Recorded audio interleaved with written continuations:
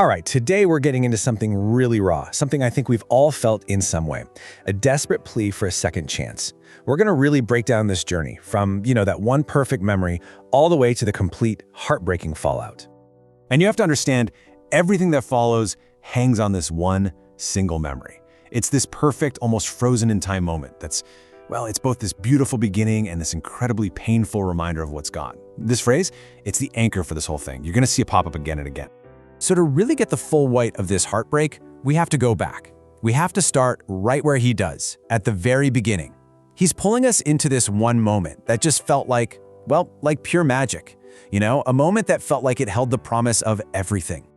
And look at how he does it. The details here are so sensory, right? It's not just him telling a story, he's making you feel it. You can almost picture it, the small bar, that one glass of wine, and then you get this amazing contrast between the nervous energy of cold hands and the intense passion of a burning heart. He's painting this incredibly vivid picture of that first spark, trying to make us feel exactly what he felt. And then she says this one line, and it just completely sets her apart from everyone else. For him, this wasn't just, some throwaway comment. It was a promise. It was like a declaration that what they had was different. It was special. And that one single statement, that becomes the bedrock for everything he feels for her. And what's so important here is that this wasn't just about romance. It was bigger. It was this shared vision of a future that was going to be exciting and fun and just a blast. And honestly, it's that incredible high, that bright vision that makes the crash, when it comes, so much more brutal. And just like that, we get whiplash. We're ripped from this perfect, idyllic memory and thrown right into the catastrophe. The whole tone just shifts on a dime. The dream shatters, and we're dumped into the chaotic, messy reality of right now. You can hear it in his voice, can't you? This isn't just a question, it's an outcry. It's that raw, completely unfiltered confusion you feel when something just breaks. He's desperately looking back, just trying to figure out how in the world he got from that perfect beginning to this absolute disaster. And wow, here's where you really see the contrast. It's just laid bare. What started as their own private little dream, it's now become this public spectacle. Their personal, private pain is now a drama that the whole city gets to watch. Can you imagine? It just piles on the shame and the heartbreak. Okay, and this is where we get to the absolute heart of his guilt. This phrase, it's not a polite, "I'm sorry." No way. It is a raw, visceral gut punch of an admission. It's a very crude way of saying, I absolutely, completely destroyed everything. He's not making excuses, he's taking full, unfiltered responsibility for the wreckage. So now, we're plunged right into his reality. The fight's over. She's gone.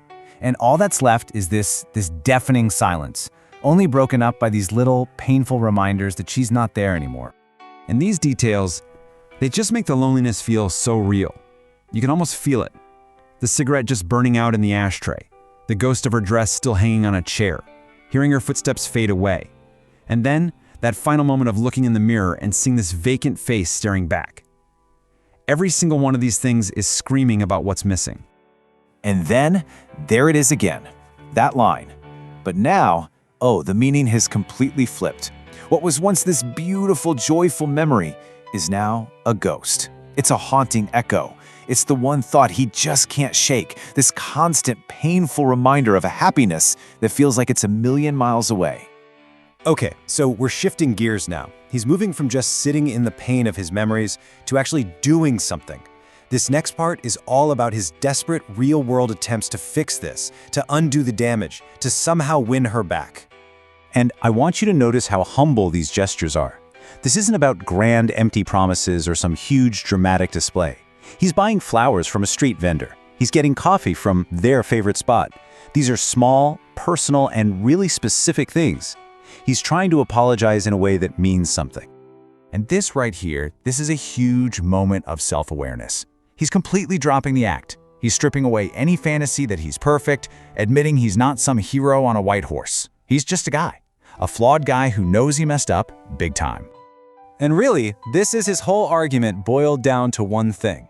He's saying, look, despite all my flaws, despite the drama, despite the massive mistake I made, one thing hasn't changed. For him, his love is the only constant. It's the only solid ground he has left in all this chaos. All right, here we go. We're building to the absolute emotional peak of this whole thing. His desperation is ramping up, you can feel it. His thoughts start to spiral, and he's just clinging to this one single feeling. It's so simple, so direct. I miss you like crazy. There's no poetry here, no elegant argument.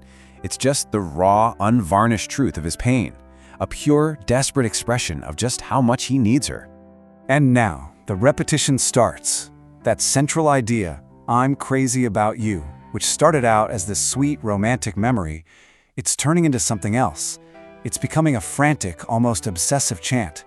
You get the sense it's the only thought he can actually hold on to as he feels his control just slipping away.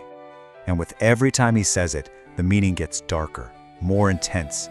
This isn't just about being infatuated anymore.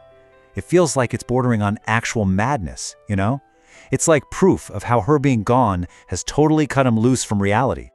This one feeling is just taking over everything. You can almost feel him losing his grip. The plea isn't even a structured argument anymore. It's just dissolving into this desperate mantra he's repeating over and over to fight off the pain. And then, one last time.